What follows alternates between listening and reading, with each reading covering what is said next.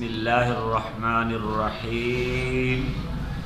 السلام علیکم ورحمۃ اللہ وبرکاتہ۔ سامعین و ناظرین، قاری عبداللطیف جوئیہ آپ سے مخاطب ہے اور میرا یہ یوٹیوب چینل ہے، اس کو سبسکرائب کریں۔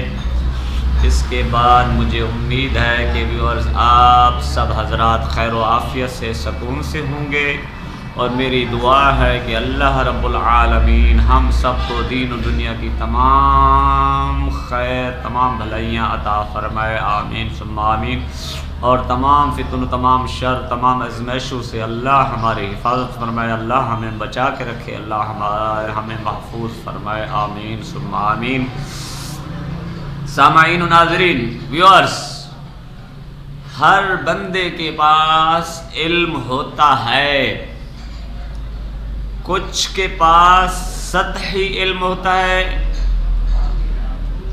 کچھ تھوڑا تھوڑا، اور کچھ کے پاس بھرپور مکمل علم ہوتا ہے، تعلیم اور مہارت، اور اس میں بسطۃً فی العلم والجسم کے اپنے علم کی صلاحیت، علم کے الفاظ، علم کی بات سمجھانا، پہنچانا، بتانا، سب کو ایک طریقے سے ان کے ذہن میں بات کو اچھے طریقے سے یاد دہانی کروانا، ایک اچھے مقرر، ایک اچھے خطیب، ایک اچھے واعظ اور ایک اچھے مقرر کی پہچان ہوتی ہے علم۔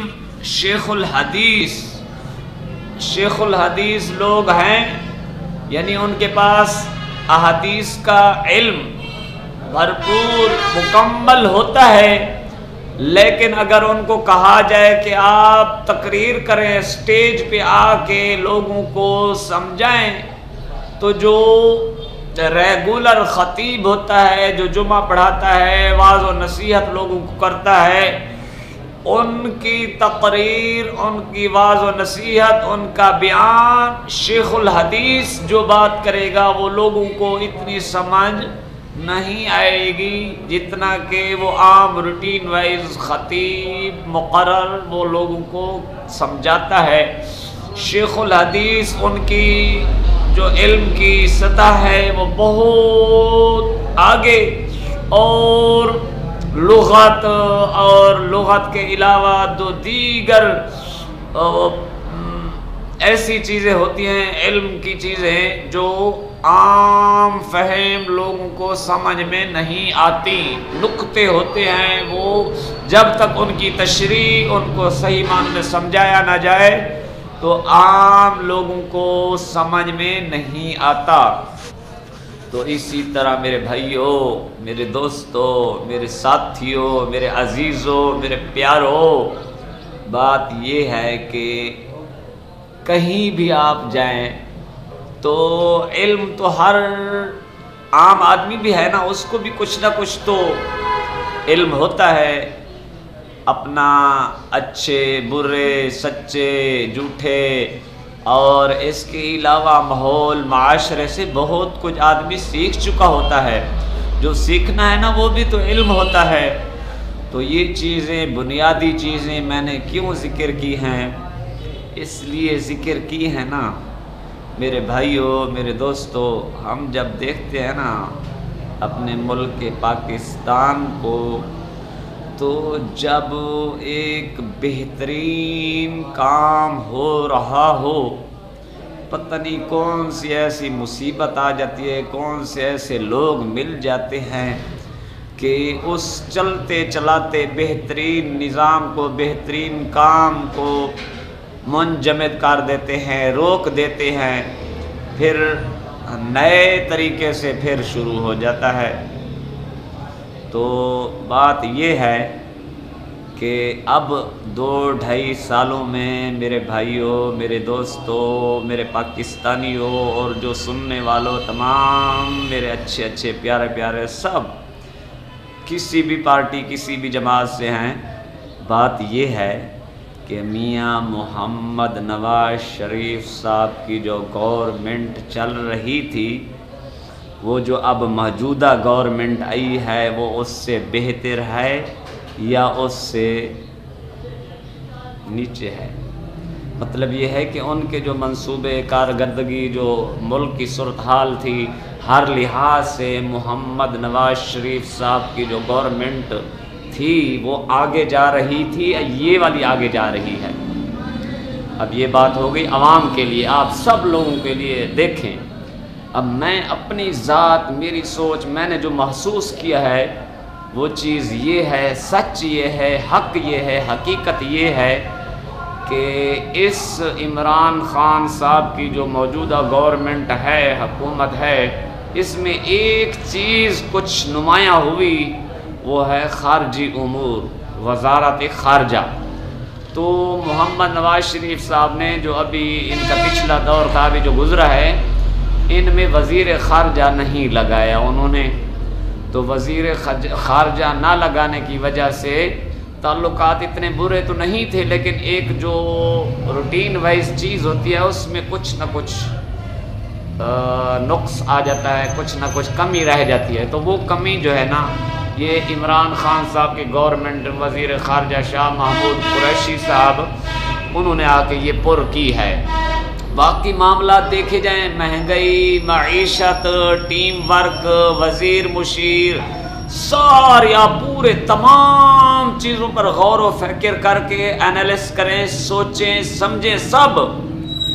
آپ فرق دیکھیں، فرق یہ حکومت جو موجودہ ہے، یہ سوائے پریشانی، سوائے لوگوں کے مسائل بڑھنے کے، سوائے باتیں کرنے کے، سوائے ایک ٹائم پاس کرنے کے، کوئی چیز آپ کو تسلی بخش نظر نہیں آئے گی۔